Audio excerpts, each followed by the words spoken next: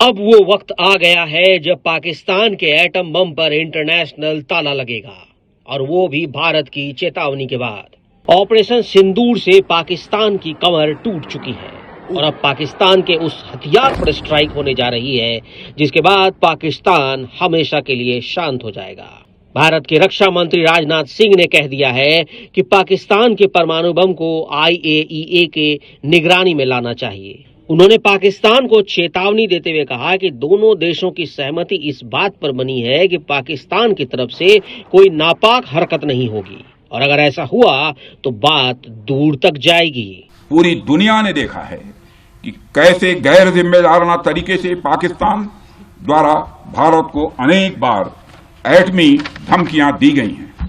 आज श्रीनगर की धरती से मैं पूरी दुनिया के सामने यह सवाल उठाना चाहता हूं कि क्या ऐसे गैर जिम्मेदार और रोग नेशन के हाथों में परमाणु हथियार सुरक्षित हैं?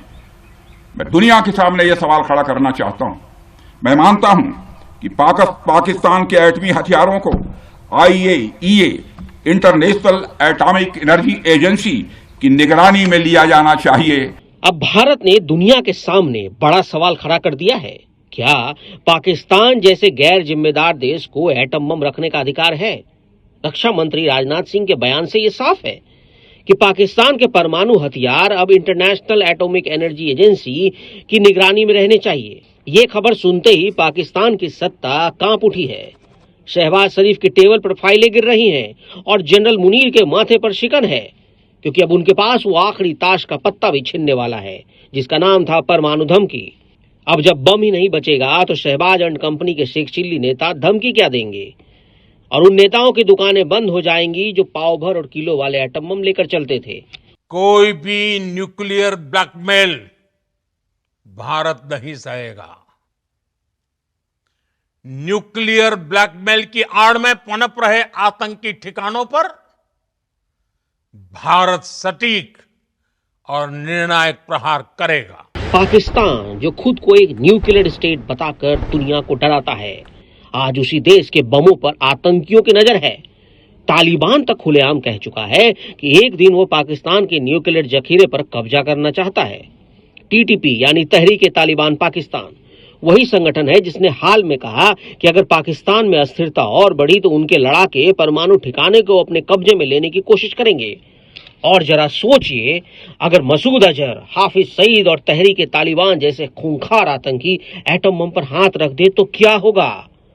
इसलिए दुनिया का सबसे खतरनाक सवाल आज सामने है, क्या आतंकियों के हाथ लग सकते हैं परमाणु बम? जवाब चौंकाने वाला है और खतरे की घंटी बजाने वाला भी है। ये सिर्फ भारत की चिंता नहीं है, ये अमेरिका, रूस, चीन और पूरे यूरोप की भी चिंता होनी चाहिए। इंटरनेशनल एटॉमिक एनर्जी एजेंसी अंतर्राष्ट्रीय संगठन है। इसका उद्देश्य है परमाणु ऊर्जा का शांतिपूर्ण और सुरक्षित उपयोग सुनिश्चित करना, और ये भी सुनिश्चित करना कि इसका प्रयोग सैन्य या आतंकी गतिविधियों में ना हो। इंटरनेशनल एटॉमिक एनर्जी एजेंसी संयुक्त राष्ट्र की निगरानी में काम करता है, लेकिन यह उससे स्वतंत्र है।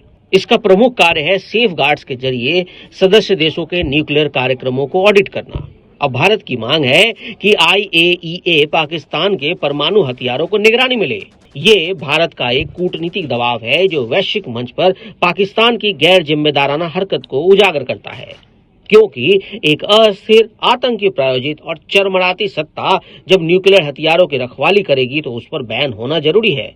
और भारत ने भी दुनिया को जता दिया है और पाकिस्तान को बता दिया है कि आतंक के खिलाफ लड़ाई अब सीमाओं तक सीमित नहीं रहेगी। जो देश आतंक को पालेगा वो अपने एटम बम से भी हाथ धो बैठेगा।